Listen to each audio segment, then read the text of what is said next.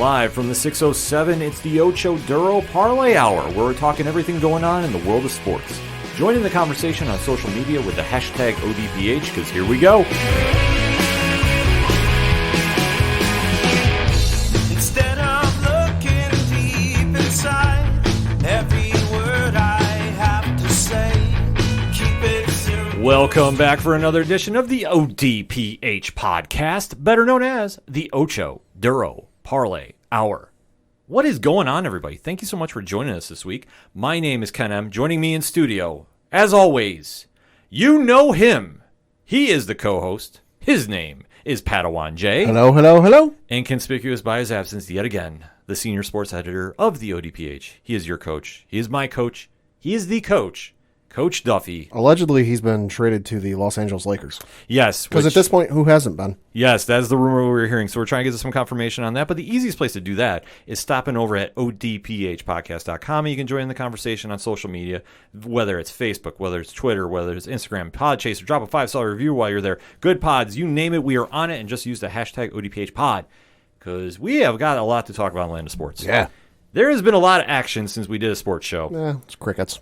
Well, you would think so, because it's summertime, usually just all MLB. Yeah. We finally have football kicking into swing, which we have to give a programming announcement. We do have our NFL preview show tentatively scheduled for August 31st. So if you want to hear the entire NFL breakdown that you need, plus who is in this year's Locks and Leaps Invitational, save the date on the calendar, make sure you drop the follow, and don't miss it. But, like I was saying, usually summertime is just heavily driven by baseball. Sports are kind of winding down, whether it's the playoffs in hockey and basketball, or football, they're starting to slowly rev up. So this is kind of like a little quiet time of the year. But the NBA decided to make some big moves. Yeah, they did. So we have to break down all the action that's been going on in free agency. So, Pad, let us talk about it. Yeah, so I'm reading from a list courtesy of the folks over at ESPN.com. Not going through everything, but the major stuff that really is, jumping out at me and jumping out at us to talk about. Starting on July the 29th at 5:25 Eastern, you had the Lakers were close to a deal to acquire Wizards guard Russell Westbrook in exchange for Kyle Kuzma, Montrezl Harrell, Contavious Caldwell-Pope, and a 2021 first-round pick, sources told ESPN's Adrian Wojnarowski. Pope and a 2021 first-round... read the same one again, sorry. There's still work to do to finalize the Westbrook deal, and talks with the Kings on a Hild deal had also been ongoing between the two teams. This is a trade Washington wants to make. So that first got announced at 5:25 that day, but then a couple hours later, the Lakers did end up acquiring Russell Westbrook, a 2024 second-round pick, a 2028 second-round pick from the Wizards in exchange for Kyle Kuzma, Montrezl Harrell, Contavious Caldwell-Pope, and that night's number 22 overall draft pick, sources told Adrian Wojnarowski. So, the Lakers got a point guard now. The Lakers made the biggest move of all of free agency, in my opinion. Biggest question mark, too, I'd say. I fully agree with you. Listen, I love Russell Westbrook. I think he's a fantastic player. Yeah. I think that he is a franchise guy, but the question I've always had with him is, how is he going to play well with others? Mm-hmm. And I mean this in the sense of when he was in Oklahoma City, he was paired with Kevin Durant. They could have ran away with the Western Conference. Yep. Just missing one piece. Obviously, James Harden left at one point to go to Houston. Yep. Then Russell went to Houston. Played with Harden. Yep. Didn't really work out that well. Nope. Then wound up in Washington. Yep.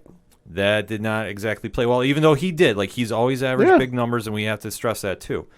But to see how this is all mapping out, he now is getting traded to a team with LeBron James, who, granted, is in the twilight of his career. Mm-hmm. Let's be honest. Mm-hmm. You also have Anthony Davis, who is an MVP player every year he's in there.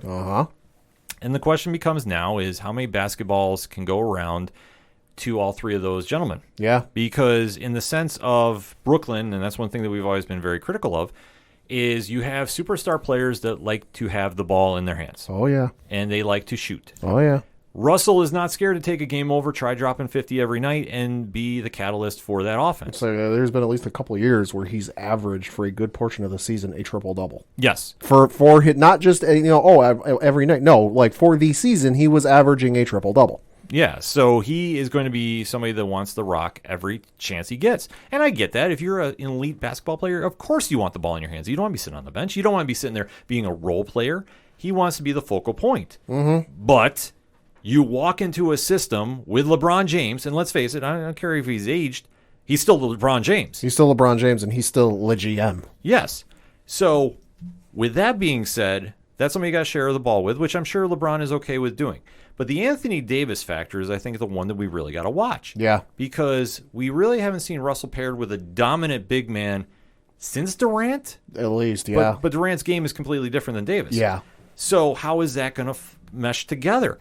I don't know. No, I don't either. I think there's a lot of question marks involved in this move because unless they're willing to turn the team over to Russell, which is not a bad thing. I want to stress this. It's not a bad thing. But with all the pieces you have together right now, it becomes the biggest question mark of will they all gel. Mm-hmm. And we've had this with Brooklyn too, and for the most part, Brooklyn has worked out to a degree. Albeit, though, they haven't had the entire team on the floor at the same time together for various reasons. Yep. So we have to say the jury is still out on that verdict. Mm-hmm. With LA, that's the biggest question mark I have with this team because obviously taking a fallback last season, and obviously a lot of stuff was going on. Sure. They want to come back in a big way. They're the Lakers. They don't exactly stay down forever. This is a big move. This completely dominated social media when this dropped, and rightfully so. Oh, yeah, because like I said, it's a huge move. I mean, you can argue Showtime Lakers could be back, just with as good as Russell is passing the ball, and you got a guy who can go up like LeBron and Anthony Davis. You can make an argument Showtime Lakers might be back. And on paper, it's great for them. But like you said, we just don't know how he's going to work out in a team setting because, yes, he was on a team when he was in Oklahoma City with Durant and Harden, and they were a pretty good team. It's just they ran into the buzzsaw that was three of the best players of their generation in LeBron, Wade, and Bosh. That had they have stuck together in egos and whatever else not gotten in the way of it, they might have been able to make a run. Who's to say? I mean, hindsight's 2020. Obviously, the Warriors came up a couple of years later, so they would have had to contend with that. And Christ knows the conference finals would have been awesome for those. Would have been amazing. Those two teams going together, but who's to say? But by and large, the bulk of Russell's career, he's been the guy. Yeah. That once Harden left, it was him and KD, and then KD left, so it was the Russell Westbrook show. Out in Oklahoma City, and the numbers are great. You go and look up the stats; they're great, but that's because it's him by himself. He's the point man, he's the quarterback. And when he went to Houston, they patched up the fence allegedly. Yeah, but it just never seemed to work out. And then he did very well last year in Washington, but again, he was kind of the guy. No disrespect to anyone on Washington, was the guy on that team. So the dynamic is going to be very interesting, and who knows, LeBron might be the aloe that heals the burn, or whatever you want to say, that it'll work because LeBron and everyone falls in line behind him, but wait and see. Yeah, LeBron will definitely ease a lot of tension there too, because I think that he wants to be somebody that doesn't want to be the focal point though. Mm-hmm. I mean, he still wants the ball, don't get it twisted there, don't get me wrong. But I think that he's more than willing to work with Russell about this and make something happen at this stage because obviously we see Father Time is catching up on him and he's going to need rest periods. And like I say, I'm not faulting him. He's given a lot to the game. He's going to need that point, and especially if you can have a healthy Russell to balance him out, that's going to be huge. The question is with Anthony Davis, though, and how they can balance that. And I know that they got Carmelo Anthony in free agency as well. Yep. But let's face it, as much as I love Carmelo, this is not Carmelo of old that was in the Garden. No. This is somebody that is going to be a role player no matter how you want to kind of spill it a little bit. This is going to be his position on the team. Like, he's not going to be looked to drop 30 a night. Mm-hmm. I mean, if you might get some games out of him where he does, and don't get me wrong, he can shoot the lights out of the place. But at this stage, he'll be a nice compliment piece to him. And the Lakers, like I say, right now are looking very good. But what the biggest question mark is, when you put these super teams together, and let's be honest, this is a super team. Yep. How are they all going to mesh? So you're 2/3 of this, you're good. Arguably 3/4. Mm-hmm. If you factor in Carmelo, because Carmelo's always gotten along well with LeBron, and they played well in the Olympics together. Mm-hmm. The question mark is going to be, can they all mesh together with Westbrook? Yeah, we'll see. That's it. He's going to be the biggest X factor of this. Yeah. One of the other moves that jumped out was the Miami Heat declined the $15 million option on Andre Iguodala, made him a free agent, but it didn't last long because he did end up signing a new deal and returning back to Golden State Warriors and playing with them again. That makes sense. I mean, he's always wanted to stay there. Yeah. He works well in the system with Steph Curry and company, so I wasn't super shocked by this at all. No, and it sounds like from what he said that he wants to end his career out there, so this deal might be the last one, and then he'll retire. You know, he is 37 years old. He turns 38 in January. He was a first-round draft pick, number 9 overall back in 2004 by Philly. So a lot of miles on those tires. So very well could be one last run with Iggy and the folks over there in Golden State. Yeah, I think that's going to be something we'll have to watch in the upcoming season with Golden State. Is as great as they have been, they've been injury prone. They're injury prone and they're aging. But Christ, that's what happens when you make how many finals runs was that in a row? Oh, exactly. I mean, don't take it the wrong way. They are a dynasty, but eventually dynasties fall. It happens in every single sports franchise in history. Oh yeah. So that'll be another storyline that we'll have to watch as the season progresses. Oh, yeah. And then another news that jumped out to us was Kawhi Leonard had declined his $36 million player option for next season and would become a free agent. This according to Adrian Wojnarowski. But the expectation is Leonard is going to negotiate a deal to stay with the Clippers. Nothing announced as of yet. Oh, he did. Oh, he did. He Okay. did resign. Okay, so he resigned with the Clippers. So, hey, congratulations to you. He stayed put.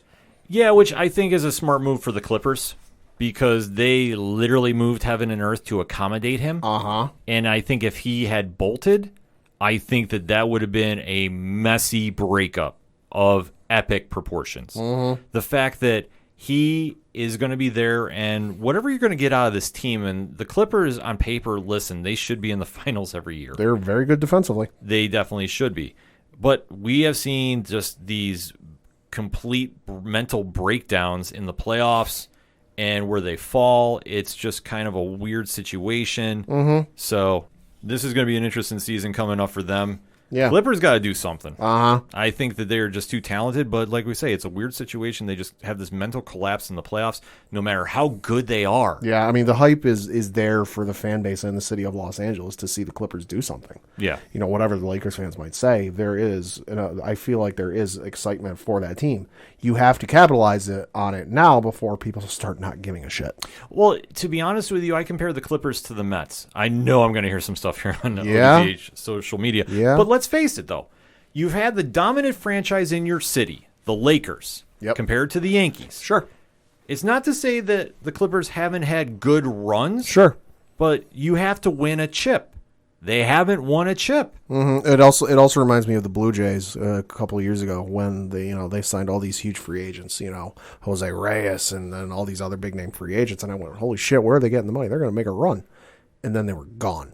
By halfway through the season. Yeah, it's wild to think, but for the Clippers, like I say, they're like the Mets. When the Mets can put it together, they have a great team. I will be the first one to tell you that. Mm-hmm. But for whatever reason, it just doesn't mesh. I mean, obviously, they have a new owner. Things are kind of moving in the right direction. You got to like what they're doing this season. But in the same breath, you got to compare the Clippers to them because when they went out and got Kawhi Leonard and they moved heaven and earth to accommodate him with Paul George and built the team around him, it should have been their year.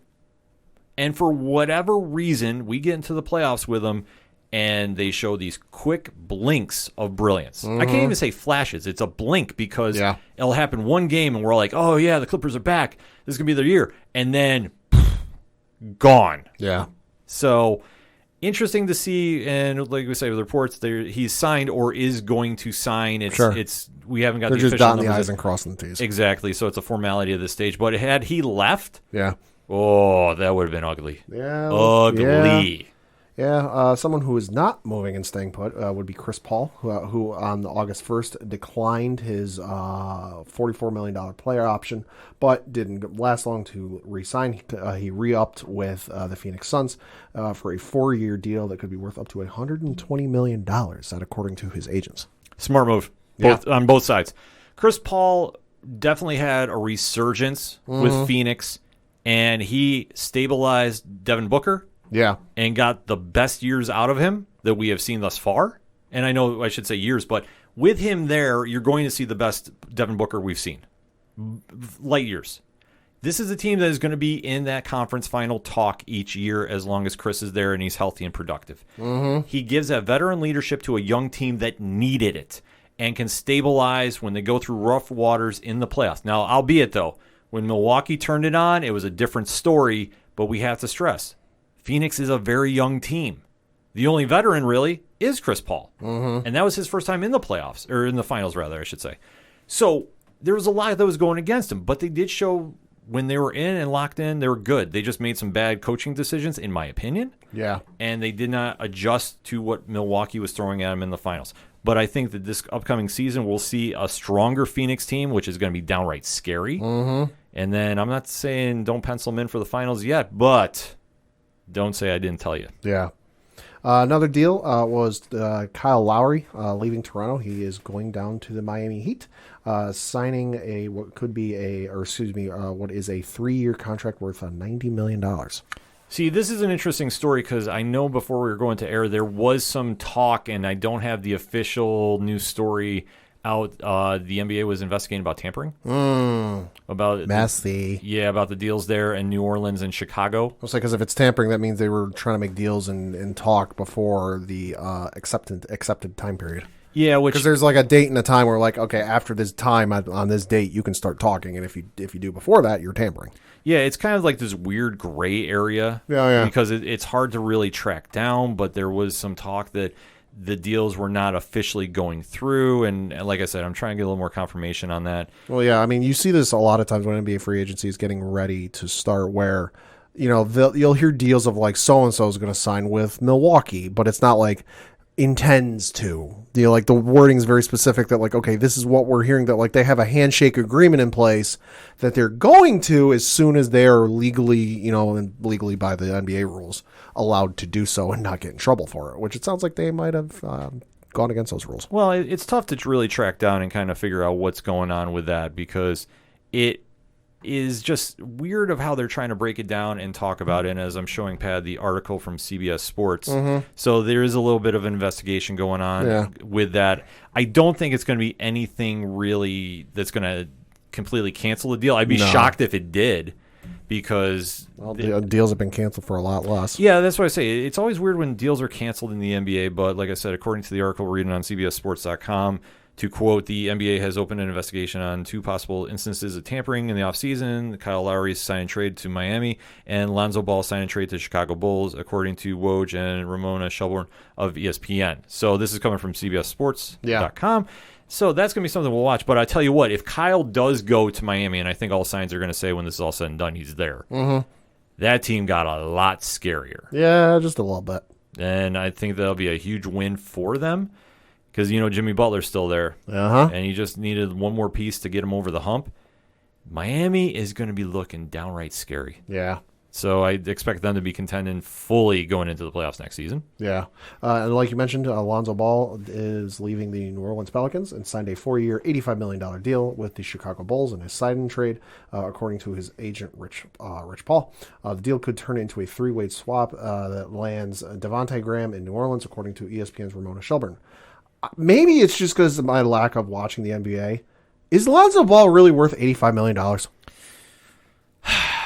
He's been okay from what I understand, but like nothing that's like, oh my God, check out these highlights. In my opinion, you bank on a lot of potential. Or is his dad negotiating his deals for him? Never lost. I would say this. In this day and age, we do see a lot of inflated contracts in all sports. Not just the NBA, but I think in NBA, they do tend, in my humble opinion, to bank a lot on what potential you might have if you're showing that real sign that you're going to go to that next level. I think this is one of those cases. I haven't really seen too much that really screams that much money for me as a GM. I would sign him to that. But I can understand it as well, because if he keeps growing and gets better each season as he's going forward, that's a big win to lock up. Yeah, I mean, because I'm looking at his stats. His rookie year, he averaged in 52 games, 10.2 points per game. His sophomore year, in 47 games, 9.9 points per game. And then his junior year, first year in New Orleans, 11.8 points per game. And then his stats for last year, 14.6 points per game, which is good for 62nd in the league. 4.8 rebounds a game, which is good for 86th in the league. 5.7 assists per game, which is good for 27th in the league. So it's like, okay, but nothing really. Like, I see those numbers and I don't go, $90 million. Yeah, it's just one of those things that if you're banking on potential, you got to take a risk with it. And Chicago is trying to make some moves. Or maybe somebody else was in there, deliberately inflating the number up. That like they're talking like, oh, we're thinking about signing you for this, and he's going back to Chicago, thinking this team's going to do this, and they're like, you got the other team deliberately driving the price up. Yeah, it's wild to think, and always remember, never lost. That is true. Speaking of never lost in New Yorkers, the New York Knicks made a pair of moves to retain 2 players, agreeing to 3-year deals with Alec Burks, $30 million, and center Nerlens Noel for $32 million. Love it. I will be the first one to tell you, I trust Leon Rose in whatever he's doing. And I know that we didn't get Dame Lillard, and that's okay. Because the moves that he's done, he's really built a team there. And it's not to say Dame would have been great coming to the Garden. I would have been the first one out buying a jersey. I'm going to tell you right now. But re-signing who he did, and Julius Randle took a very friendly deal to stay too. We have to remember that. They've been quietly piecing together a very solid team without giving up a lot. Mm-hmm. And I have to fully applaud them for that. Because like you said, with the signings they did, definitely helped. Oh, yeah. And then who did they bring as guards? We got Cardiac Kemba. Oh, that's true. Yeah, Cardiac Kemba. If he's Kemba of old, it still haunts my goddamn nightmares. Oh yeah, but that fucking 6 overtime game. But I know. But like I said, he is going to be a player that is going to get re-energized in the Garden. Oh yeah, he loves playing the Garden. Oh yeah. Case in point, 6 fucking overtimes against Syracuse. Exactly. I mean, he's from the Bronx, and he is going to be back in there and just have a resurgence. I'm not saying he's going to be putting up MVP numbers, and I think if anybody's thinking that, you're sadly mistaken too. Yeah. But I think that he will give them a very viable option at guard. Mm-hmm. And I think that you can definitely see the Knicks in the right direction, especially for the position that they were sorely lacking in. Mm-hmm. Like, let's be honest about this. That is a position that they have not had a really strong presence at for a while. No. And you need that, as we saw in the playoffs, because if Kemba can hold up and be Cardiac Kemba of old, we're looking in good condition. Mm-hmm. We really are. If his knees are not holding up, could it be a little bit of a problem? Sure. But remember, I mean, who did he have around him in Charlotte when he was there all those years? Crickets. Exactly. Boston's a different story, but I think that him being home in New York is going to just be something that really, really helps him out, and I think will bring a lot of stability to the team. Oh, yeah. And like I say, it's a win-win. Like, I was extremely happy about it. And like I say, if his knees can hold up, because that's the biggest thing that we're all... knees, very key to playing basketball. Oh, yeah. But it's just a matter of a lot of wear and tear, and what can he do, and let's see where we go from here. I mean, that's good. Like I say, everything that the front office has done, I'm very happy with. Did I say, like, we got the chip and, like, hang the banner up in the rafter just yet? No. But everything they've done thus far, I'm extremely happy with. Sure. And I can't be too mad about it. Like, going into next season, I think they're going to learn from what happened in the playoffs. Yeah. My hatred for Trae Young is still growing stronger every day. Most hated man in New York. Yep. But that's okay, because, we need a good rival. We need a Reggie Miller. Say Pedro's got to get that title off him there. He's been hated long enough. Yeah, exactly. So, like I say, I am completely fine with this. And, what we go from here is going to be good. Because, we did land Evan Fournier, too. Yep. So Evan Fournier. Derrick Rose re-upped for, where is it? There it is. 3 years, $43 million deal. Yeah. Everything they've done has been a win. Is it big and flashy? No, but no, we don't need that to be. It's not flashy. It's not huge names. It's some decent names, but it on paper, you look at it, it's very solid. Yeah, it's very solid. And, not to say that they wouldn't try flipping for Dame Lillard. I just don't see it at this stage. And you know what? With Kemba coming back after he took the buyout, let's go. I can't wait to see what this team does on the court. Is it going to take a little while for them to get going? Yes. Probably. Yes. So I say I'm tempering the expectations, but from what we've had in years past, we look like a team. Yeah. So trust the rose. Smell the rose. However you want to do it. Let's do it. Yeah.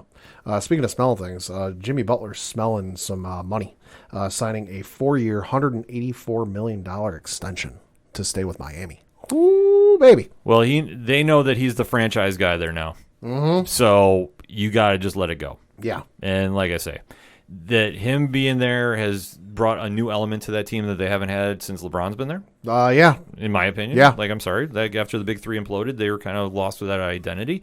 He has given them one. Oh, yeah. And the fact that you gave him with Kyle Lowry and the team, and the young team. It's something to build around. Mm-hmm. Oh, absolutely. Like, he's going to have something to build around. Will it be the sweet smell of the rose success in New York? I don't think so, but we'll see. They got Pat Riley. They're not hurting. No, they're not hurting at all. Like I said, I'd make a quick joke about smelling the roses because it is success in New York.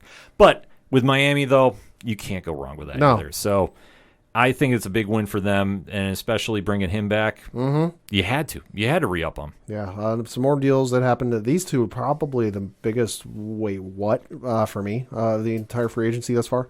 Both for the Lakers. They signed Trevor Ariza to a 1-year deal, and then they also are bringing back Dwight Howard. Because, yeah. Well, I think this. Russell was the big fish for them. Sure.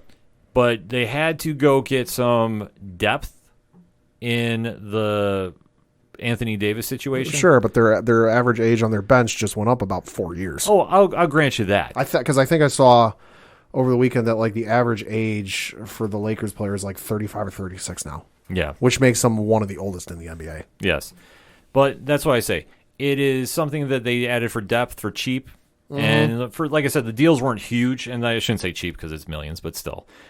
It's somebody that they can plug in there. Ariza's always been a journeyman at this stage, so I understand that. And Dwight Howard, I mean, if you can get a couple good games out of him at this stage, it's a win too. But he's not going to get asked to take over games. It's not like the Dwight Howard of old. Yeah. Just a couple more to run through. You had Alex Caruso agree to a 4-year, $37 million deal with Chicago. Then you had, Bobby Portis agreed to a 2-year, $9 million deal with Milwaukee. So good for the both of them. Mm-hmm. Blake Griffin agreed to a 1-year deal to stay with the Brooklyn Nets. And then, because I'm just reading through here, JaVale McGee agreed to reach a 2-year, $17 million agreement to stay or to play with the Nuggets. So you had some deals going on. Trae Young agreed to a 5-year, $270 million designated rookie maximum extension. Can't go wrong with that. As much as I can't stand him, listen, for what he did to the Knicks, I can't be a fan, but I can respect his game, and congratulations to you, sir. Yeah, no, absolutely. You had restricted free agent Bruce Bowen signed a 1-year qualifying offer to return to the Brooklyn Nets. You also had Andre Drummond agreed to a 1-year deal with the Philadelphia 76ers. Robin Lopez agreed to a 1-year, $5 million deal with the Orlando Magic. Then you had Patty Mills had a 2-year, $12 million deal with the Brooklyn Nets. Boy, Brooklyn making a lot of moves. Then you had the next big one, and yo buddy, goddamn, a lot of money, well earned, well deserved. Steph Curry, 4 years, $215 million smackaroos to stay with the Golden State Warriors. And if memory serves me right, he's the first player to have two $200 million plus contracts. I would not doubt it. Like I said, man's worth the money. He's worth the money. I mean, he is the face of Golden State. Yeah. They just built a new arena. The greatest shooter in NBA history. Yeah, you have to. Would I have done... Like when Steve Kerr's saying that, and you think of some of the shooters he's played with and against, Steve Kerr's saying that's saying something. Yeah, no, absolutely. And I get he's a homer because he's a coach, but still, like, Kerr played with Jordan. He went up against some of the greatest shooters in NBA history. Yeah. So I understand that point. I mean, you have to do that. It's a necessity. And like I said, did they overpay for him? Yeah, at this stage, maybe a little bit. But you know what? If you can get anything out of Steph at this stage, it's a win-win. Oh, yeah. No, absolutely. Like you mentioned before, Carmelo Anthony, 1-year deal with the Los Angeles Lakers. So, hey, maybe he'll finally get that chip. The Chicago Bulls added free agent guard DeMar DeRozan on a 3-year, $85 million contract in a sign-and trade deal. According to Woj, Chicago is going to send Thaddeus Young, Al Farouk Aminu, and 2 second-round picks in the deal to San Antonio. So definitely good for Chicago. Adding some pieces. Maybe Chicago will finally rise back up to prominence. Long overdue, in my opinion. I think they'll be contending. Yeah, no, they should. Like it.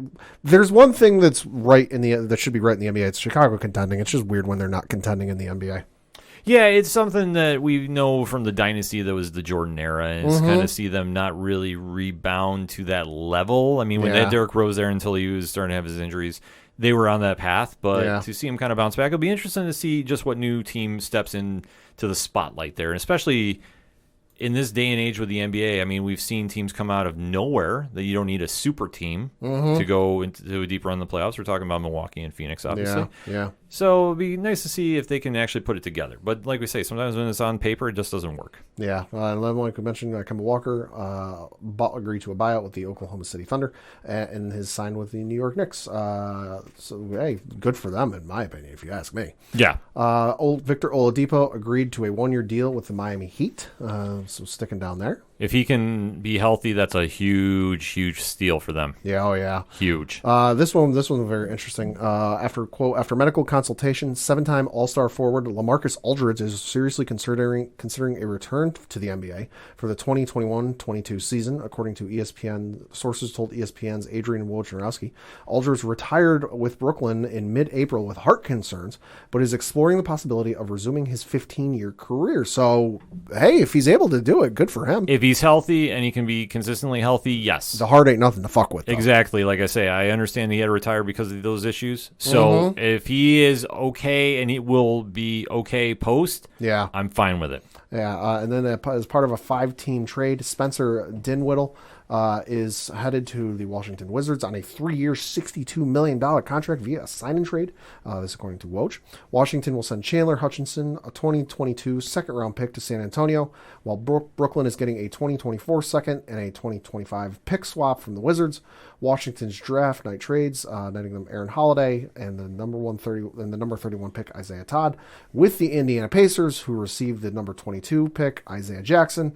The Lakers, who received Russell Westbrook, were folded into this deal to make it complete. And if you understand all of that, congratulations. Yeah, I was going to say that was a lot of movement. Anytime you deal with draft picks, especially... Oh, my God, it's confusing as all fuck. That's why we don't cover it here on the ODPH that much. Because you can get drafted by a team, go up on stage, wear a hat for them, and by the time you're doing the interview, you've already been traded. Yeah, it's a wild scenario. It's weird.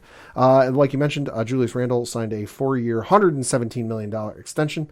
So definitely team-friendly and city-friendly, I would say. Oh, yeah. I mean, it's just win-win. Like I say, you have to trust the rose and smell the roses. See, I get too amped up when I talk about New York basketball because we're actually sounding like a team this year. Yeah. So if I butchered it earlier, too bad. Deal with it. Because it's New York forever here on the ODPH. What can I say? Yeah, I'm going to mention this one because you're a dookie.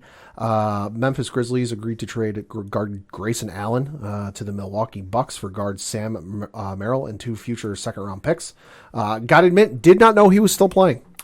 I know our guys down at ECA were very upset by this move because they're based out of Memphis. Yeah, if you hit them up on Twitter, they'll be able to tell you some good stories. But I know that those guys were definitely sending out congratulations tweets and literally, legitimately did not know he was still playing. Yeah, well, that's one thing that sometimes when these players come out of the big schools from college, you know, you're a really good college player, but you got to step that game up to be a dominant pro, and sometimes it's just you go switch to a role player position. Tyler Hansbrough. Yeah, I mean, it happens. Not shaved him, Mitches. That's an example I can think of. Exactly, and you know what? I thought Allen was going to be the same way when he got drafted. So, but the fact that he's still in the league, that's a good thing. Yeah. That proves you're better than how many other people that are outside the league. That's true. And then you had another monster deal get signed.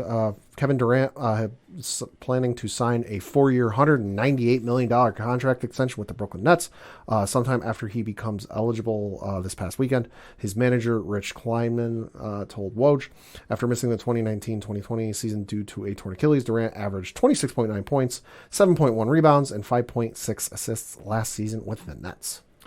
Well, you knew if anybody was going to sign with the Nets long-term, it was going to be KD. Or Coach. Yeah.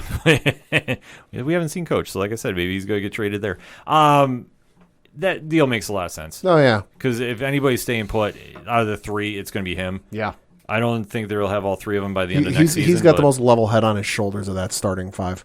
Well, I think that he understands the situation a little bit. That sure. They're the ones that wanted to come to Brooklyn. They're the ones that got to win the chip. There is so much pressure on them to deliver. Mm-hmm. that they're going to struggle. And I think the East gives him his best opportunity to win another chip, just because out West, like we've said the last couple of years, is loaded. They're fucking loaded. So it's almost like going through every big name heavyweight boxer the last 100 years in their prime and saying, go fight all these guys and come out undefeated. Yeah. It's damn near impossible to do. So I think Durant's thinking might be, listen, if I go out West, I ain't never going to make it to the finals again. No, he's got to stay in the East. You stay in the East, you got a real good shot at making the finals. Plus, if you're lucky, those guys have spent the entire season beating the shit out of each other on the court to the point where they're beating down Warren and you're looking fresh as a rose and you're ready to go. Yeah, like I say, he was definitely making the smart decision, and this will be arguably probably his last contract, I would imagine. Probably. We'll have to kind of wait and see how it plays out, but that was a big signing for Brooklyn. Yeah, another big signing with the Dallas Mavericks. Luka Doncic agreed to sign a 5-year, $207 million Supermax rookie extension. This according to, his agent, Bill Duffy. Doncic, 22, becomes the first player eligible for the designated rookie max extension upon signing because he's already been twice voted first team All NBA. That's weird. Doncic will sign the contract on Tuesday in Slovenia. Get your money. Get your money, right. I am not mad about that one. How weird is it to think on draft night, Trae Young and Luka were drafted and traded, and their careers are going to be compared together for the rest of eternity. And both trades have worked out very well for each team, because a lot of times you see those deals get done and it's holy shit, look what you could have had. That like your guy either fizzled out and didn't do shit, or they played okay but then kind of faded away. Now both guys have done very well. Yes. So I have to agree about that you can't be mad about that deal. No, not at all. That is a lot of moves going on. And that wasn't everything. Oh, I know. Like that's it. That's just the big ones to hit. So, Pat, before we wrap the segment up, which one is the one that stands out to you? Which is your sleeper for this? I definitely like what New York did, just because I am not a big NBA guy. I don't really have a team I root for. But being I live in New York and I got to hear it all the time, I would like to see the Knicks do well. So it appears I like what the Knicks did. And then you've got to definitely look at what the Lakers did. Taking what happened last year and all the injuries between Davis and LeBron, that, like you said, LeBron's in the twilight of his career. Like we've said before, he's got more years behind him than he does ahead of him. That even he said that, he had the high ankle sprain that plagued him for a lot of the last season, that even LeBron has said that his ankle will not be at 100% ever again. They've definitely added some pieces, and it's made that team very interesting, which, let's face it, that team doesn't really need to do anything to make it interesting. You can change the menu for the concessions, and they're still as interesting as they ever were. But it'll be interesting to see where they go and can they mesh. Yeah, I agree with you. I think the Lakers definitely did some stuff in the right direction. I think the big home runs, Phoenix, I think bringing back Chris Paul, because it was rumored that he was going to take a trip to L.A. So to see him actually come back for Phoenix is a win-win all around. And like I say, trust the rose, smell the roses. You can't go wrong with anything Leon is doing, because he just reeks of success. Everything the Knicks did, I thought was a win, because not only did you get a very team-friendly deal out of Julius Randle, which I did not see coming. I did not see that anywhere on my radar. Right.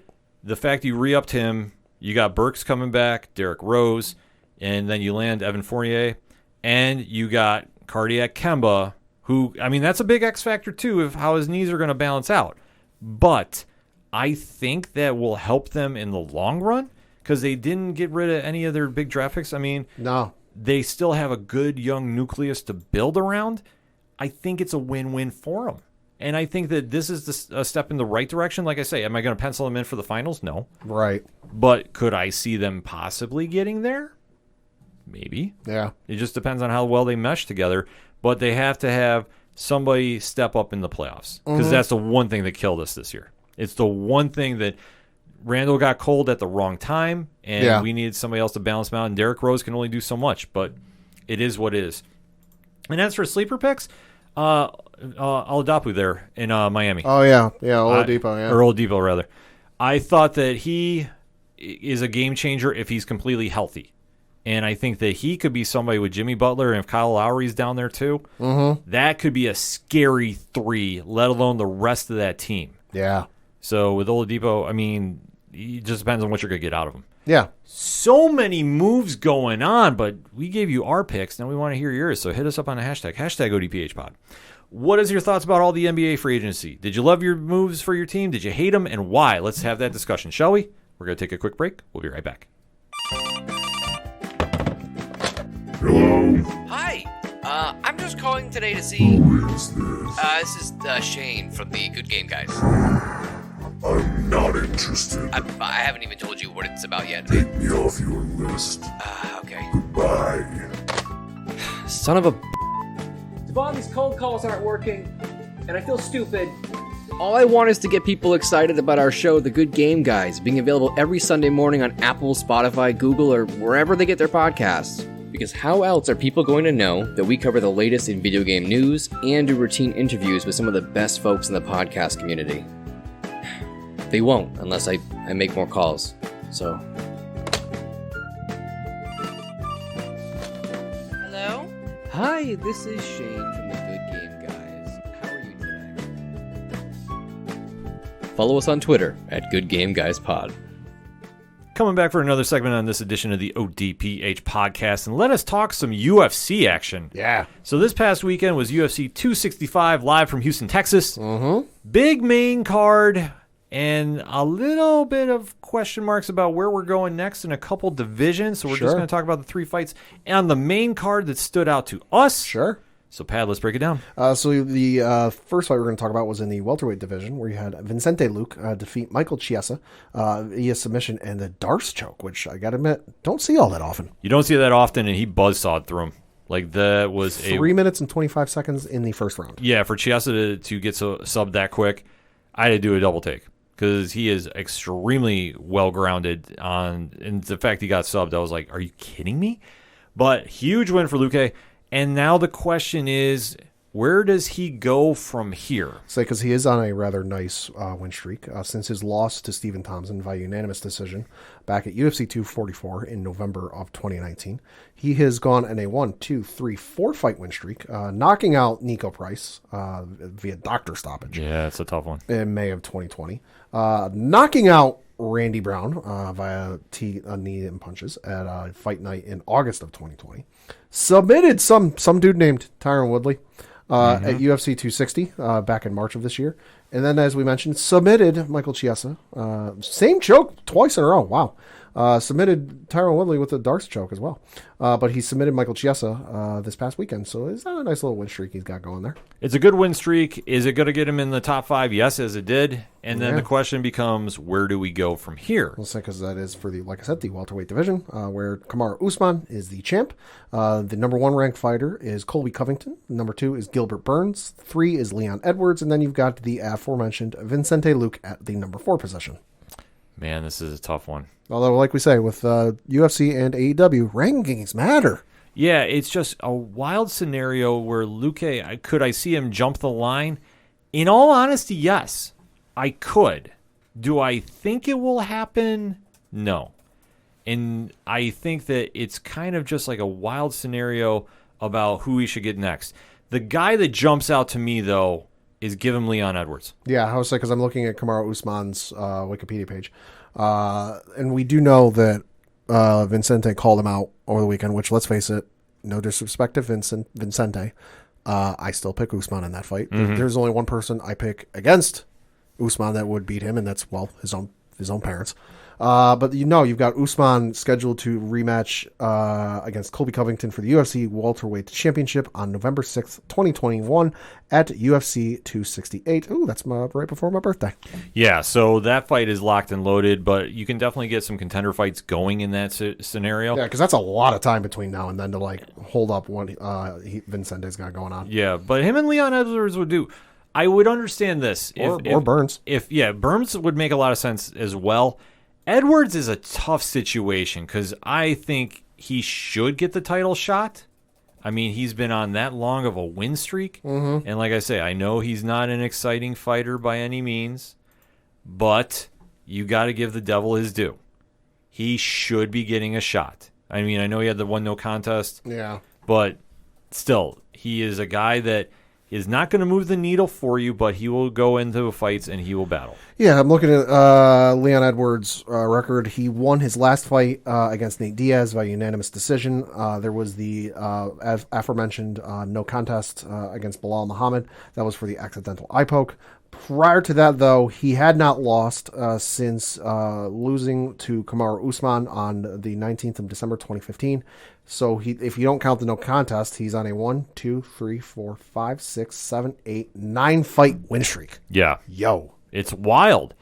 And it's one of those situations that I understand the UFC is not giving him the title shot because, let's face it, it's not a fighter that makes everybody go, ooh, I want to go watch. Yeah. But you have to give it to him on a 9-fight win streak. Mm-hmm. I'm sorry. Like, I understand the entertainment value of booking fights. Yeah. But you have to give it to the sport value, too. Yeah, and I mean, and even if you look at having him fight maybe a Gilbert Burns, looking at Burns, he in 24 professional matches has a record of 20-4. He won his last fight against Stephen Thompson via unanimous decision. Prior to that, he fought against one Kamaru Usman, who knocked him the fuck out 34 seconds in the third round. So, okay, you lost to the champ, which, let's face it, the list of people who haven't No lost, shame there. well, yeah, no shame there. But the list of folks who haven't lost to Usman is a lot shorter. One win against Stephen Thompson is not enough in my eyes to go, yeah, let's give you another rematch against Usman. Mm-hmm. So I can see him then maybe giving Gilbert Burns to Vicente Luque. Yeah, like I say, you have to give him somebody that's really going to test him. And I understand if Edwards wants to hold out for a title shot, I think he's entitled to. Sure. I would not be mad at him if he's like, no, I don't want to do this. I fought too hard to get my title shot.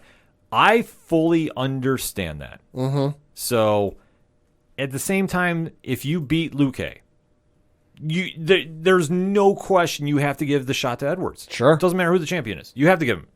I don't care if they fought before and Usman knocked them out. If he is on a 10-fight win streak, hypothetically saying, yeah, you can't deny him. I'll say, and you really, I know the no contest is in there, but that was an accident. Yeah, exactly. I'm throwing that one out the window. The fact he beat Nate Diaz, Edwards has driven that stock even higher. Oh, yeah. And should he get that shot? Yeah, I mean, after that many wins and he's undefeated since 2015. It's simple math. And he falls in that line with Charles Oliveira, Aljamain Sterling, that they're fighters that the UFC, in my opinion, just doesn't get behind because for whatever reason they don't. It's the entertainment thing. Yeah. You don't. They don't have that Conor McGregor X factor that will give you news sound clips and whatever. They're skilled fighters. Oh yeah, we're in a fight business. If you watch the sport, you understand and you'll tune in. Yeah, Edwards is there, and like I say, if you don't want to give him the fight, I can understand it.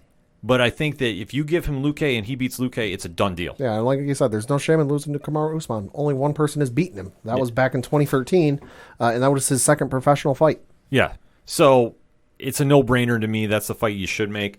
Will the UFC do it? Yeah. Still too early to say. But I tell you what, they have a new contender in the welterweight division. Yeah, they do. And that division is getting tough right now. I mean, granted, there's a skill level, I think, separating Usman from everybody. Yes. But people are gaining on him, and I think that he'll have some really tough challenges in the upcoming year. Mm-hmm. Next up was the co-main event of the evening in the bantamweight division, where you had Jose Aldo defeat Pedro Munoz via unanimous decision. Okay, this is a tricky one for me. Because Jose Aldo, I don't like fighting at this weight class. Sure, I hate him at 135. Not because I don't like him, and I just think that is such a tough weight cut. It's not healthy. I'll say currently, since he debuted at bantamweight, he has got a split 2-2 record. Yeah, lost 2 fights, won 2 fights. And who did he lose to though? Peter Yan, who he got knocked out by in the 5th round, and then Marlon Moraes, who he lost via split decision. And on the flip side, he bounced back and beat Marlon Varela via unanimous decision. And then, as we mentioned, just beat Pedro Munoz. So for him, it's a tough call. It really is a tough call because his pedigree solidifies himself that you can throw him into a title match. Sure.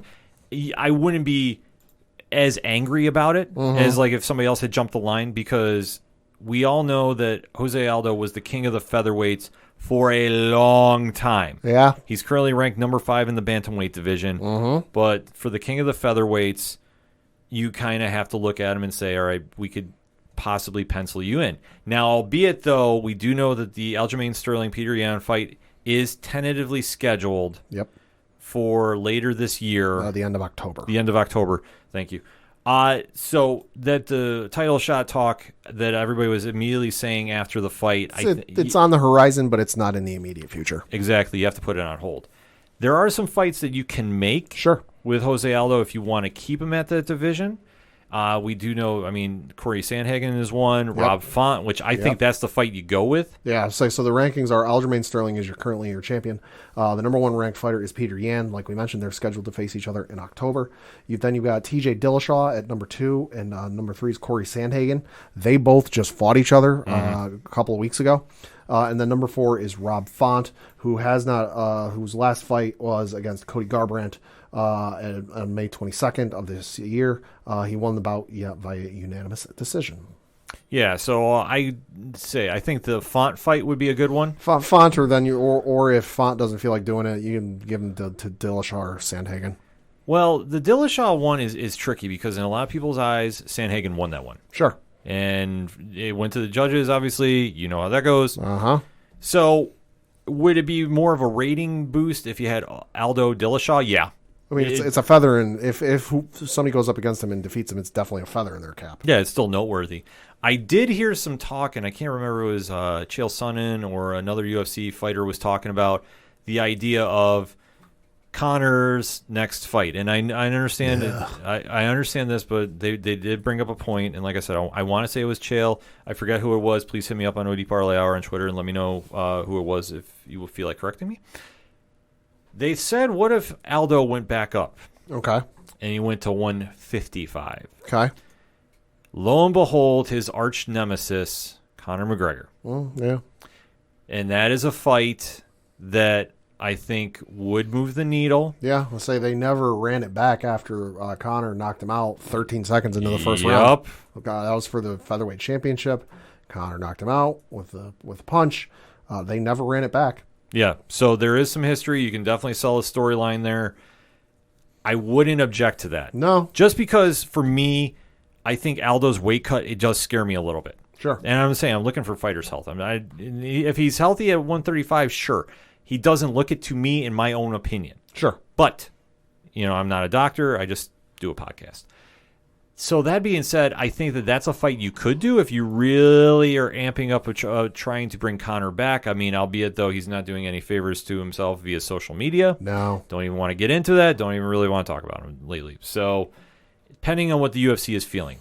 But I would say this. If you really want to keep him at 135, I would not mind seeing him going against TJ Dillashaw and then see what happens after that. I think the Font fight would be a good one because I think for Font, he could definitely leapfrog the list if he beats Aldo and get that next title shot.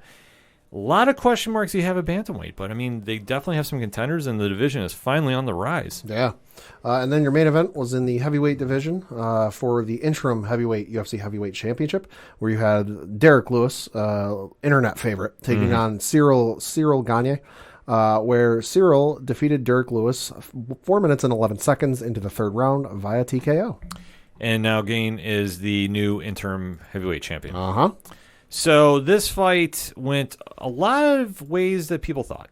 I mean, Cyril Gane is a great athlete. He is very well-rounded in all the mixed martial arts. Yeah. He definitely looks the prototype fighter. Sure. Like I say, he looks absolutely in great shape.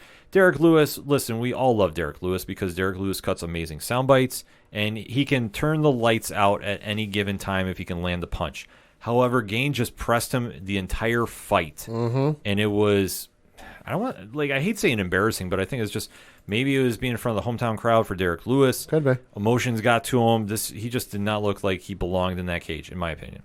And with Gane now getting the fight, he does have the interim title because Dana made that fight for an interim title. I mean, obviously we've covered that in the past about why. So now the question is, where do we go from here with both fighters? We do know that Francis Ngannou is going to fight Cyril Gane. That's going to happen. That's going to be a great fight, too. A lot of history between those guys as, I believe, former training partners. Ooh. So this could be very interesting and I think a real test for Ngannou, and I think I'm all for seeing it. I know that once they get through that, then we have to kind of figure out where everybody else is going from here. Yeah. Because we still have Stipe Miocic in limbo. Currently number 2 ranked fighter. Mm-hmm. Him against Derek Lewis, I'd be okay with. Yo, give it to me. I'd be all right with that. I think that fight you could definitely make happen. And then you do have the hovering cloud that is John Jones. Yeah, I'd be scared shitless right now. Well, that's the question mark I have with John is... Because those top 3 guys, hell, top 4, can knock the shit out of you at any given moment. And plus, we have to remember, when was the last time John fought? A hot minute ago. Exactly. And especially for him making the leapfrog up to heavyweight. Not saying he wouldn't show up ready to fight, because he obviously would. But we have to take a look at the physical evidence here. And the evidence is he's stepping up in a completely different weight class than when he announced he was coming up. Because that entire weight class has gotten a lot better in a hurry. It's the beauty of MMA. John's last fight was against Dominic Reyes, where he won by unanimous decision. That took place on February 8th, 2020, which, in case you're curious, as of this recording, was 549 days ago. Gone are the days where Brock Lesnar and Overeem and all those guys were running that division. Mm-hmm. Yeah, it's completely evolved. This ain't that division anymore. Ciryl Gane actually fights a lot of the similarities of John Jones, too. I mean, he's just very athletic with reach, and he can definitely do some moves that heavyweights can't. Mm-hmm. And you have to factor that in. Would I mind seeing John fight Stipe? Oh, I'd love to see that That'd be a good fight. I think that would make a lot more sense than giving him the immediate title match, which I've heard rumors of that there's possibilities. Because, I mean, after Ngannou fights Gane, I mean, that's going to be the next one. Let's just get that one off the table. Sure. You have to unify the belts. That's going to happen. Yeah. After that, we now have to factor in all the pieces to the puzzle. I know Ngannou wants to run it back with Stipe. Sure. I don't think that's going to happen, though, unfortunately. And I know the Derek Lewis fight now is off the table because he lost. Had he won, been a different story. And then the Don't Blink fight is going to be something we'll just have to wait on and see, because I think Lewis will bounce back, but will he get back to the title picture? Hard to say. Yeah. And then if John does move up, I mean... I believe it when I see it at this point. Oh, yeah, that's the whole point, because in fighter terminology here, there is a lot of time away from the cage. I mean, I'm sure he's sparring. I'm sure he's getting in physical shape. It's not like he's going to come in... It's not the same thing, though. But you're exactly right, Pat. It's not the same thing. When you're coming in cold to a new division, especially one that has been consistent, especially at the championship level, it's a whole different ballgame. And especially where he just turned 34 years old last month. Yeah. He ain't getting any younger. He's not getting any younger. And the reflexes are only going to slow down. Mm-hmm. And especially now he's putting on more weight because he's being smart about this. I don't know how that's all going to play out. But I think for Ngannou, the division got a lot tighter in a hurry. Yeah. And I don't think that's a bad thing, but I think that after you get done with your next fight, and if he beats Ciryl Gane, which at this time I would take Ngannou over him right now. I think it's going to be close. I think it's going to be real close. But if Gane pulls off the win, I mean, that opens up a lot more doors. And I fear that you'll have John Jones versus Ciryl Gane for the championship first shot out. But if it's Ngannou, I don't think it happens that way. But a lot of question marks are going to be answered after they get the titles unified. And I hate saying that, too, in UFC. Unless it's something that somebody's been injured and couldn't fight for a while or circumstances. That's the only time I think you should do interim, not because of the other drama that was involved in it. I just think that too many champions, you don't need that many. But a lot of storylines coming out of UFC 265. So hit us up on that hashtag ODPHpod. What is your takeaways from the UFC's big event this weekend? We want to know. We're going to take a quick break. We'll be right back.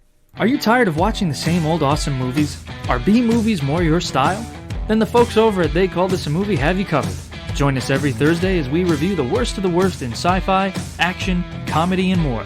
We are available on iTunes, Stitcher, Spotify, and Podbean at theycallthisamovie.podbean.com. They Called This a Movie, testing the strength of friendships, one terrible movie at a time. Coming back for another segment here on the ODPH podcast, and time to talk some wrestling. Now, it is just an ever-evolving release door at WWE right now. I'm used to this kind of stuff with like NFL and NBA. Like anytime we publish a show and then it goes live, shit changes. I'm looking at DeMarcus Cousins and the Golden State Warriors a couple years ago. Yep. I'm not expecting this with wrestling though. I'm not either. I mean, obviously, we've been deep diving into it on 607 TWS. Rich and myself from 3FN have really been trying to figure this all out. And then since last recording, we've got more releases. Yeah, so I'm just reading briefly just because it seems like a lot, but once I read this quote or this line from an article on BleacherReport.com, you kind of fully get into like, holy shit, that's a lot of people. Quote, WWE has spent most of 2021 slashing its roster with nearly 50 wrestlers and several more behind-the-scenes employees being released since April. Yeah. Yo. That's nuts. Yeah, some of the latest unfortunate folks who were released that were, what was this, on Monday? Sunday? I believe it was over the weekend. Over the weekend. Was Bobby Fish, Bronson Reed, Jake Atlas, Ari Sterling, Kona Reeves, Leon Ruff, Stephen Smith, Tyler Rust, Zachariah Smith, Asher Hale, Giant Zangier, and Mercedes Martinez. Wild. Yeah, especially since Bronson Reed was one of the first ones pre-fans returning that was getting dark matches behind the scenes at SmackDown and Raw. I remember hearing that it was like him, it was him, Cole, Karrion Kross, I thought. It was Reed, Karrion Kross, and there was somebody else involved. I forget who it was. But this was totally surprising just because it seemed like they were getting ready to move him up to the main roster. Yeah, Reed was the only name that really stood out to me. Like I was more shocked at than anything. I thought some of the other names might have been because one thing that we've noticed over the past couple months now, and it's so weird saying months, with all these releases, is WWE is just really fine-tuning their roster to the point that there's something going on, and Vince and the powers that be are the only people that know what they have the big picture laid out. Sure. That a lot of these names we haven't seen on TV in a while. Yeah. And have only done spot duty on NXT, like a match here and there. Yeah. The Bronson Reed one, though, like I said, that one really stands out to me because it also had signs that he was going up to the main roster. Obviously, former North American champion. Yeah. There's a lot of stuff that was indicating that he was going to go. So the fact he got released is more puzzling than anything. Yeah. Bobby Fish, I mean, I wasn't super shocked at it. I mean, I am a Bobby Fish fan. I was at first, but then once I sat and thought about it, I'm like, okay, this kind of makes sense. Yeah, because obviously without the Undisputed Era, you're not doing the tag team with Kyle O'Reilly. Yeah. Where are you really going to fit in on the roster? And especially with, that brand is very log jammed in terms of the singles competitors. There's only so much time. Mm-hmm. Oh, absolutely. That's the problem that they have because with all the wrestlers they have, and when they've been doing all these signings pre-COVID, and now that we're they were hoarding for the sake of hoarding. Yeah, well, obviously we discussed this too on 607 TWS that when WWE considered AEW a threat, they were signing a lot more people to longer contracts. And now it's a stage where they don't feel that they are. I mean, you've heard Vince's quote that I don't care, let me inflate their roster with more and I'll release more people. Like, it's an eerie foreshadowing, but he was feeling that. And to see a lot of these wrestlers go, I mean, it's absolutely saddening to see people lose their jobs. Especially when a lot of folks, Bronson Reed, especially from another country, up and moved here to pursue his dream. Mm-hmm. But the one, if there is an upside to this. Sure. The indie scene right now is exploding. All I'm saying is Jim Cornette, even a Vince Russo, if you're looking at starting another third federation, there's enough guys that are free agents that you could do it right now. Oh, absolutely. Between main roster WWE and even NXT, there's a lot of guys that you could start, a third, fourth, fifth, whatever you want to classify it, company. Mm-hmm. And make a pretty goddamn decent run. Oh, absolutely. I mean, you can find enough talent out there right now that are free agents or will be after the 90 days. Yeah. And you can really piece together a lot of very valued employees for your federations wherever you are. And that's the one cool thing. I don't want to say cool because I'm not celebrating this. But I do look at the possible upside with this, and that is the indie scene. You can definitely go out and do business and do very well. Yeah. Is it WWE or AEW? No, but it's not the end of the world to be on the indie scene right now. Guys have been released and made it very well. Cody Rhodes, Drew McIntyre, Matt Cardona. Yeah, I mean, it's not to say the career is done, and that's the big takeaway that I think we should all have, is that once wrestlers start working around the indies, you can reinvent yourself. I mean, Jinder Mahal had a great quote about that. Yeah. He said, go out there and prove that WWE made a mistake, to paraphrase a bit. You can go out there, reinvent yourself, and come back. And we have seen this, like you touched upon, with Cody Rhodes. Cody Rhodes and Drew McIntyre are probably the two biggest examples of this. Yeah. That they went out, were tearing up the indie scene. We're like the hottest commodities on the indie scene. Yeah. Drew especially. I think Cody was more transitioning towards AEW. Yeah, well, but I think with Cody, I remember the first time he came here for Excite, and then Moose wanted to bring him back, and I remember him saying that like he was having a hard time getting him back just because he was such a hot commodity. Yeah, he knew that he can get on the indie scene, work everywhere, build his name back up, really drive some interest, and then lo and behold, when AEW started, it was a big deal when he went there. Yeah. I mean, obviously, it was a company he formed. But I also take a look at Drew McIntyre, who, let's face it, his first run in WWE, lackluster. Yeah, a little bit. But it is what it is. Never forget about 3MB, the greatest faction that should have got all the gold. Yeah. I digress. But it's a situation where Drew really tore it up on the indies and really made his name. Bulked up a little bit. Oh, yeah, but he did everything that he should have, because when WWE let him go, let's face it. I think it was a come to Jesus moment, like, oh, I'm not untouchable. Yeah, and I think in his case, he ran with it because he was all over the place going crazy on the internet, or on the indies. So that's what you need to do to bring that buzz back to you. And I think a lot of these wrestlers should take that kind of mantra with their craft. That if you want to get out there, make that noise. Really drive the point home. Because for federations like WWE, like AEW, Impact, Ring of Honor, you really got to stand out because, let's face it, it's a very, very saturated market right now.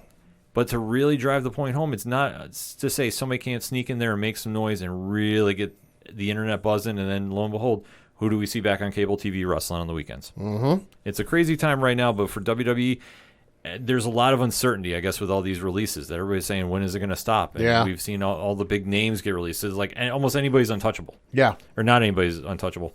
So, Pat, I guess where do you go from here with them? I don't know. It's hard for some of these folks just because, I'm not too familiar with all of them. Mm-hmm. So I can definitely see some ending up at the various, NWA, Impact, even AEW.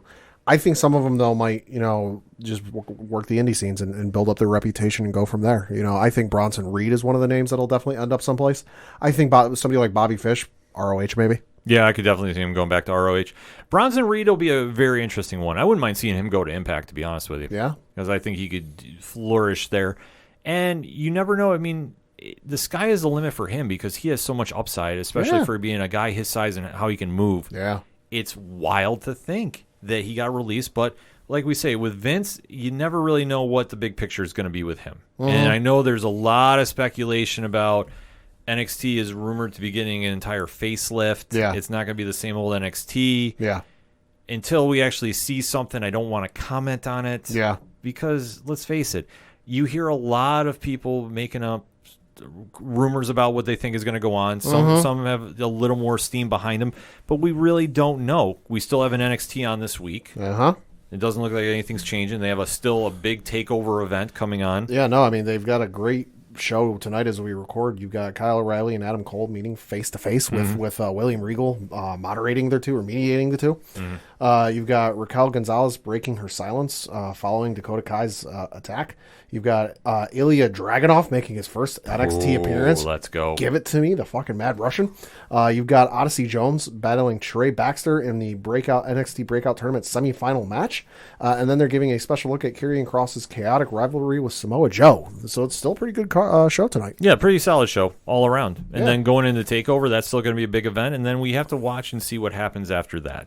Obviously, we know that Vince has got a big plan in mind. We know the speculation was Triple H was not involved with the cuts. Yeah. So who knows what's going to happen there. Which I wouldn't be surprised if that's true, just because, the story with Samoa Joe getting released, Triple H not knowing and being a little upset about it, that would follow with this. Yeah, it definitely would. I mean, there's just so much speculation we can do right now about what the future holds for WWE. Well, WWE is still going to keep rolling. There's a reason they've been going for however many years. Yeah, and if NXT is going to have a transition phase, it is what it is. Yeah. That there's still going to be NXT. Maybe it's not going to be what we've seen on TV thus far, but who knows? Until they start putting on consistently bad takeovers, I'm still interested. Exactly. That's the whole point. I fully agree with you, Pat. We just don't know. No. I mean, there's all that kind of speculation talk that it's going to go back to the early developmental days, and it's going to be, you're not going to see the Johnny Gargano types. FCW 2.0. Yeah, that's the rumor that a lot of people are kind of thinking is going to happen right now. And until we see it, Yeah. I'm not putting too much stock in it, because Vince and Triple H and all parties involved will do what they feel is quote unquote best for business. Yeah. And if they want to try doing something different with NXT, so be it. And Triple, listen, they're cutting a lot of folks from down at NXT, some of them good, others, okay. Triple H and Shawn Michaels and them are still running the show down there. Yeah. It might not be with the fancy schmancy, car lineup, so to speak, we're used to, but Triple H is still very good. Oh, absolutely. Until Triple H has said that he's left, then when he leaves NXT, then I'll worry. But until he says he's left, him and Regal. Yeah, I'm not worried about anything too much with NXT, because you know what, they can make chicken salad out of chicken crap. Yeah, better than anybody. So that being said, it's a shame about the releases, but we'll have to see where everybody winds up, and then obviously all eyes are really kind of focused on where Adam Cole is going from here. Bye. Yeah, that he did sign the extra month extension, and then obviously everybody's kind of speculating, well, he's going to leave.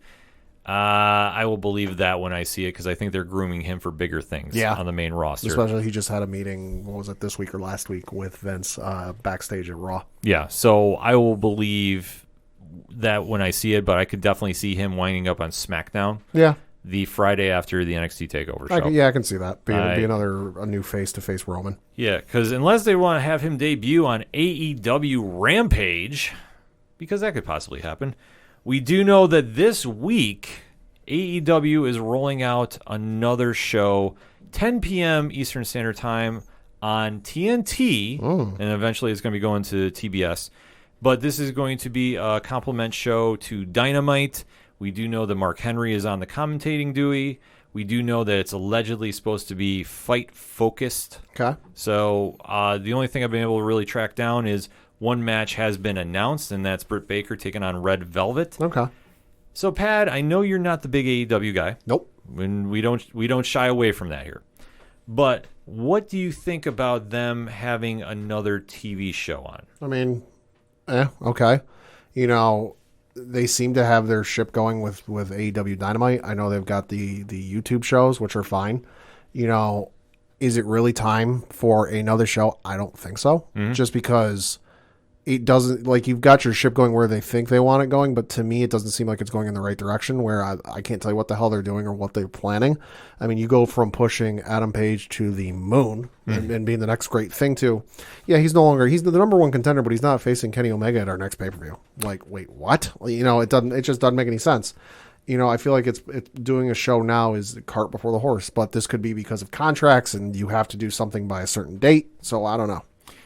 I'm going in with this with a little guarded optimism that AEW has all the potential to really do something good here, but it also depends on what they want to do for this extra hour show. Mm-hmm. And this is kind of where we're going to speculate a little bit. If they really want to keep it focused on one match, that's one thing. I think for a big debut, especially literally on the heels of SmackDown. Yeah. The highest rated show in the WWE universe right now. Pre-DVR. Yep. You really have to come out with all pomp and circumstance and really sell this point home that instead of just having 2 hours of wrestling on a night, which we've all said Raw is too long. Yep. 3 hours is way too much. 2 hours is perfect. SmackDown has been crushing it right now, but then again, they have Roman Reigns, who's doing the best work of his entire career. They also have John Cena. I mean, they have a lot of wins going in their favor. But what is going to be the incentive for you, the wrestling fan, to watch another extra hour? Mm-hmm. That's the big question here. So if you just got done watching 2 hours of SmackDown, are you really going to want to go on and watch a third one on a Friday night? Yeah, that's going to be the big X factor with this. I mean, I know obviously the quote-unquote AEW Kool-Aid drinkers will be locked and loaded for it. And that's fair. And that's fair. But we really have to kind of see what they're going to do, and especially with all the quote-unquote rumored signings they have coming, is there enough spots for everybody on TV? It's one thing to be wrestling on YouTube. Yeah. But YouTube you can make as long as you want. The issue with a 1 hour show is, even assuming they do picture-in-picture, typical 1 hour television shows 42, 43 minutes. You know, so, yeah. I mean, that's the problem, that you only have so much time to work with. How can you make it work? And I think that if they play it smart, they can definitely do something different. But what I want to see out of this show, I don't want to see Dynamite. I don't want it to even kind of feel the same. I want this to stand out, that if I'm watching Dark Elevation, if I'm watching Dark, if I'm watching Dynamite, I can know without a shadow of a doubt, I know I'm watching Rampage because it stands out. Because I will tell you what, Dark and Dark Elevation, I kind of struggle a little bit watching. Sure. And then with Rampage, I mean, obviously it's a little different vibe. Or, I mean, Dynamite rather, but it still almost kind of has the same vibe, just except I see people on the show that I don't see on Wednesdays. Right. And I think that that's a shame, too. But it is what it is. But if this gives some wrestlers some more opportunity to get on primetime, I'm all for it. But I want to see something different. I don't want to sit there and go, wow, I just wasted an hour, because this was absolutely not a good show. Like, put something together that really makes it stand out and really makes me have something to go, like, on Twitter and go, you know what, this was a damn good show. Because I'll be honest, I'm interested to see about what the final product's going to be, especially if they've hyped this up for so long. We do know they have some other things coming down the weeks that are going to definitely help it. Yeah. But for a debut, listen, you only have one chance to make a first impression. Yeah, and let's face it, there is a lot of wrestling out on the airwaves right now. You know, television, internet, whatever else. That you got to cut through the noise. And as busy individuals as we are, there's only so much time we can spend to watch wrestling, so stuff's going to get left by the wayside. You have to cut through the noise and really make it worth people's time to say, I'm going to go out of my way and spend an hour watching the show because it's awesome and it's fun to watch. That's part of the reason I go out of my way to watch NXT. I enjoy the hell out of it. You know, it's why I don't go out of my way to watch Raw. It's not good. I don't enjoy it. You know, I'm not going to sit there and watch as much as I like, you know, the guys and girls on Raw. I don't want to put myself through it, because why waste 3 hours of my life doing something I'm not going to enjoy when I can do something I enjoy? Yeah, absolutely. You know, and the same can be said for the AEW marks. You know, are there going to be folks who watch it? Yes. Are there folks who are going to watch it and then tune out because, let's face it, it's not the guys or girls I'm interested in? Yes. Facts. So you have to cut through the noise and make it worth people's while to watch it, because let's face it, the first ratings that come out of for this show are going to be big. You know, it's the first show. Premieres for new shows, no matter what it is, what genre, what type of show it is, are always big. The tell is going to be in the following episodes. I agree with you completely. I think they really got to knock it out of the park with this one. And like we said, they only have one match announced that we can track down, and that's Britt Baker and Red Velvet. Is that enough to really make me go, wow? Nah, not really. I mean, I think Britt Baker is an amazing champion. Red Velvet is still an up-and-coming superstar. Sure. But is it enough that I'm sitting here going, like, this is must-watch TV? Not at this stage right now. Yeah. I mean, I think Red Velvet has a huge upside to her, but I just don't see how this is really selling me on, like, watching this show. Yeah, I mean, until you build it up, you might have to sacrifice some of those pay-per-view matches for the show. Like, what I thought they should have done is I thought they should have done the rematch with Baker and Karu Shida. All right, that wouldn't have been That bad. would have been my pick for it. Or, like I said, I'm a huge on Jade Cargill. I understand why she's not in this match, but I said that would have been something, too, that I think, because she's the future of that division. So if they want to push her, I'm all right with that. But like I say, I think they really needed to have a wow factor, and the Sheeta match would have been the one. But nevertheless, this is going to be going on 10 p.m. Eastern Standard Time on TNT Friday night, Friday the 13th, which is kind of weird, but it is going to be what it's going to be. And definitely, we will be checking this out. I will definitely be on OD Parlay Hour on Twitter live tweeting this, and I'll give you my honest reactions right then and there. And to see where AEW is now going, because obviously with all the rumored signings they've allegedly done, the roster is now expanded. We need to have wrestlers go somewhere to get screen time. YouTube is one thing. Cable is a whole different ball game. This show has got to hit it out of the park. I think anything less than is going to be a complete disaster. But I'm rooting for AEW. I really am. But I want to know what you think, folks. So hit us up on that hashtag ODPHpod. What is your thoughts about, first, all the WWE releases, and where do you think everybody's going to end up? And 2, what is your thoughts about AEW Rampage? Are you excited about the show? Are you not? And let's have that discussion. And for more wrestling content, keep an ear out for the latest edition of hashtag 607 TWS, which will be on the ODPH network on Friday. All of that and so much more. Folks, we have to have that discussion, shall we? Hit us up. Let us know. We're going to take a quick break. We'll be right back.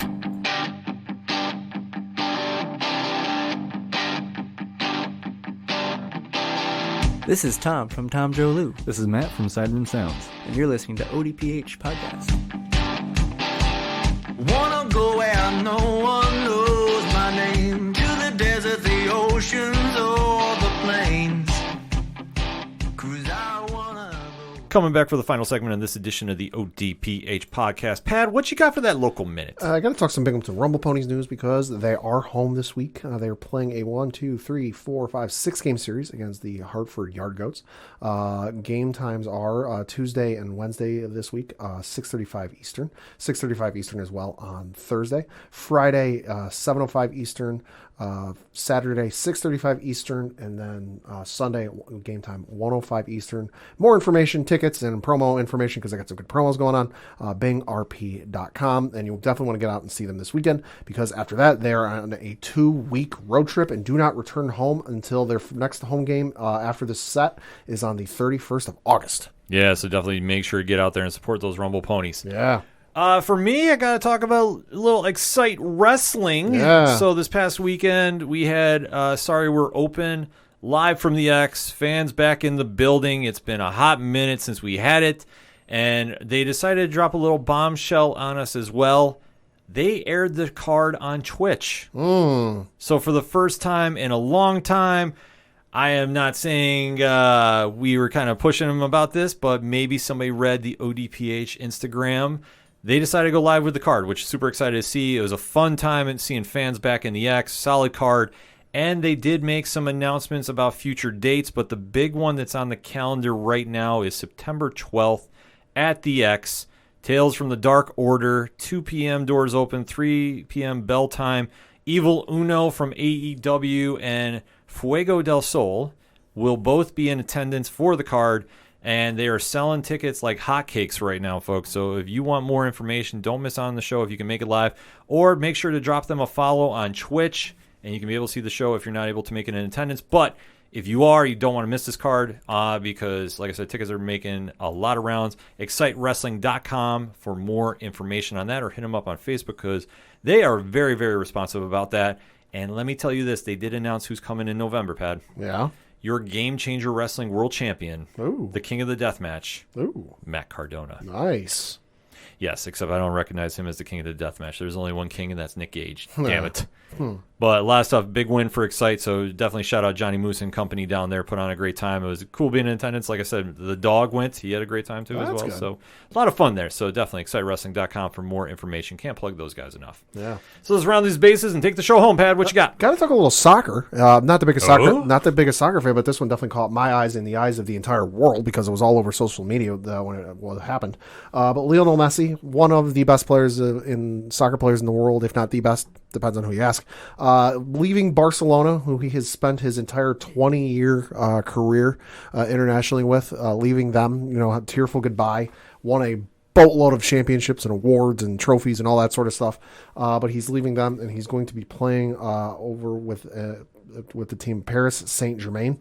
Apology if I butchered that name, but just wild to see that. Like I said, not the biggest soccer fan, but I see the highlights. It's just him in the Barcelona jersey is just normal. Yeah. It's like Brady left the Patriots, Favre left the Vikings, not the Vikings, the Packers.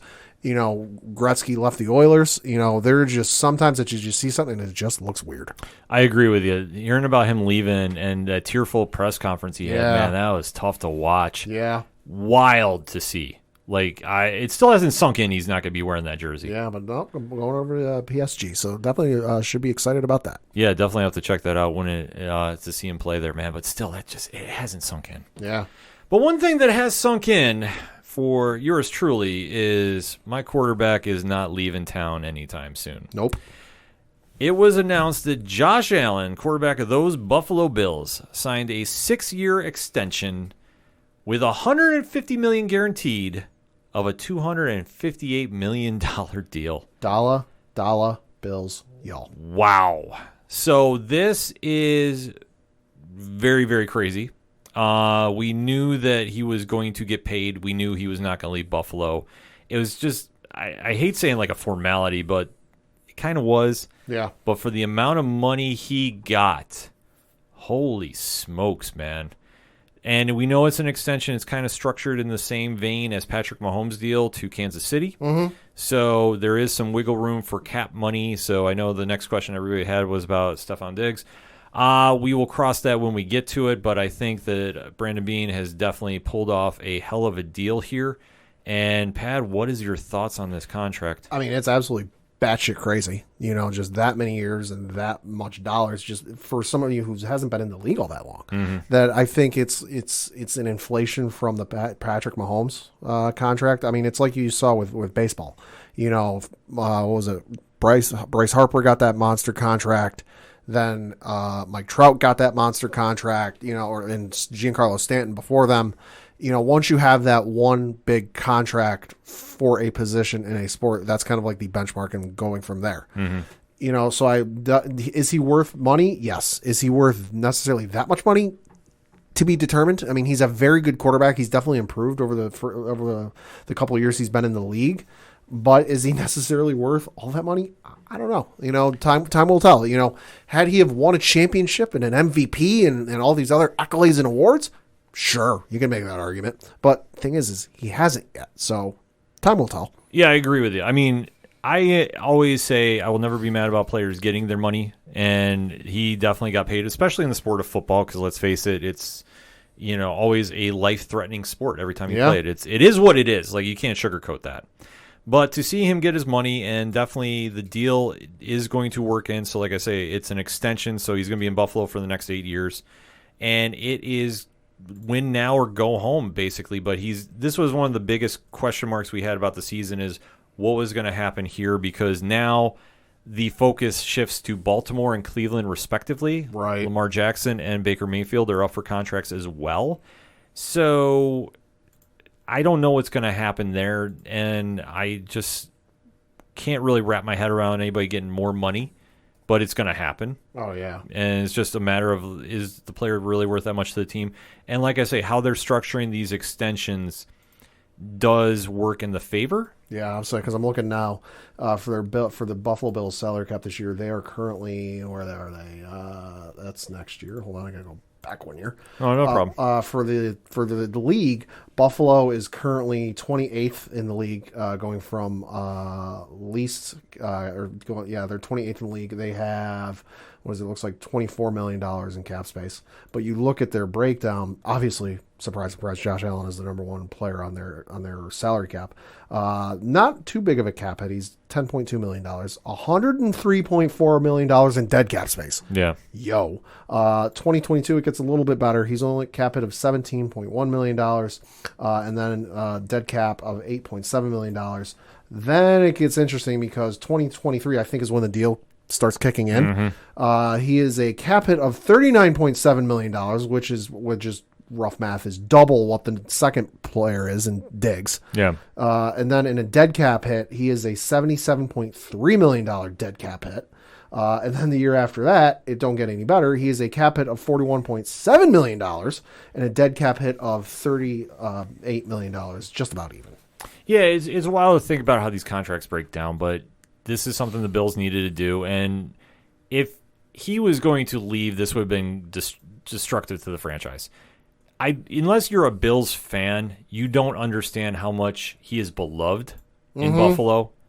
I will go out on a limb and say this is approaching Jim Kelly levels. It's on its way. I said it's approaching. I didn't say it was there. I wouldn't even say it's approaching. I'd say it's on its way. It's not quite there yet. It's close, though. Like I said, just of how beloved he is as a quarterback. I mean, sure. This is the first time we've had somebody solid there. And just when you talk to fellow Bills fans, I mean, I'm more of a realistic Bills fan. Yeah. So I know when you talk to some other people, they're grabbing tables. But he needed to get re-signed. I knew the contract was going to be absolutely wild. But I give kudos to the team for getting it done, because I think that they have enough that they can get the deal done with Diggs for next year if they want to, or try working some deal out with him while they still have the space. Then it's going to get a little messy after that, but by that time, it's a win or go home now, because the window of them being a real contender is very short. It always is for the NFL, because that's one thing that's great about the NFL is the salary cap is hard for a reason. It makes teams be very wise with their money, and you don't have super teams forming unless players are willing to take a hit. So I say right now, where the Bills are structured right now, it's smart. And I think that they did everything for the future, that as long as the tenure of Sean McDermott and Brandon Beane are going to be there, they're set up to win. So this is a win-win, no pun intended, overall. And if they get that new stadium, which all signs point to yes, I know there was that rumor about them going to Austin. Jerry Jones ain't going to let that happen. Listen, folks, it's not going to happen. The Bills are too beloved in that city. They'll make that happen. It's not going to be pretty when it gets done, but trust me, it's going to happen. If they have to go for a season to Austin, they'll go for a season. But let's face it, if they're going to go anywhere, well, depending if we're not in the era that we were living in, they'd be in Toronto. Oh, yeah, but for a permanent team, ain't no way in hell Jerry Jones is going to let that happen. Exactly. They already got one team in Houston. That's the only one he's going to let slide. But they're not going to let another one go in Austin. No. Sorry, like I was saying, it will only be a temp fix, and that would happen, but it's not a permanent home. So for any nonsense that everybody's worried about it, listen, it's not going to happen. They'll build a great new stadium in Buffalo. It's going to be wild. There'll probably be like disposable tables all over the place. It's going to be fantastic. And for the Bills, listen, it's win now. No excuses. And I think that they've done enough that they can hang with the Chiefs, but we'll talk about a little more about that in the weeks to come, because the NFL preview show is coming August 31st. So all that being said, I'm getting worked up about my Bills. The music you heard on this edition of the ODPH is somebody from Austin, Texas. He's not a Bills fan, but we do know him. His name is Brian Wolf. He's got a lot of stuff going on. He has not given us privy of what exactly, but I've heard some recording. I've heard some new music is on the way. I know he's been in the studio. He's been in the studio. That's something we can't say. He's posted that publicly. Yes. But for anything else that is going on, Brian Wolf, where do I go, Pat? ODPHpodcast.com. Right on. You swing on over to the music section. You check out everything going on with Brian. You go check out everything going on Shout at the Robots, who are playing more gigs. And in fact, we have to clarify, their next gig is going to be August 21st, not September 21st. They have a stack show with Tom Jolu and some more people playing on the show. It's going to be a fantastic night. You want to definitely check out everything going on with them. You want to check everything out going on with Floodlands, Yard Party, Second Suitor, who had Suitor Slam at the X on Friday night. Rich and I were in attendance. A wild night down at the X, but it was a fun night nevertheless. I'll say it's nice to know that the heads of the mall didn't throw you out. Yes, this is true. We thought that might possibly happen, except I did ask Moose. I said, when Tyler pinned Sean, did he become the Excite World Champion? And he responded, "It's my building, damn it, shut up." So take that for what it is. I'll say, yeah, and for those who haven't been to our mall, the acoustics there, real fucking good. So there was a real good chance we were going to test and see how comfortable mall security was with the noise. Yes, but it worked out fabulously. You had a great crowd, a lot of energy, and I was super stoked for Tyler and the guys, too, because I know he's been itching to get back out and playing, and you're going to see a lot more Suitor traveling, so definitely make sure you're following them. Support the hell out of everybody we play here on the ODPH. They're all fantastic people. But while you're on the website, check out the Classifieds, which have organizational links supporting Black Lives Matter, friends of the show, such as Dragon Master Games, and all our amazing pod friends via their Podchaser page, because let's face it, if you're in a pod group and you're not on Podchaser, you're not in a group. So shout out to the aPODalypse, shout out to the Inner Circle, and of course, shout out to our good friends over at 8122 Productions. Pad, do you know what got set up today? No. There is now a 3 Fat Nerds TeePublic store. Hey, cool. So if you want to get some 3FN swag, some Horror Zone 607 swag, even some 607 podcast swag, that's the spot to go to, because there's currently a sale going on. How you beat that? You can't beat that. So to find out for all that, you definitely want to head over, click the link, and definitely give a shout out to Rich, Ron, Mike C, and of course, the one and only Big Natty Cool himself, Diesel.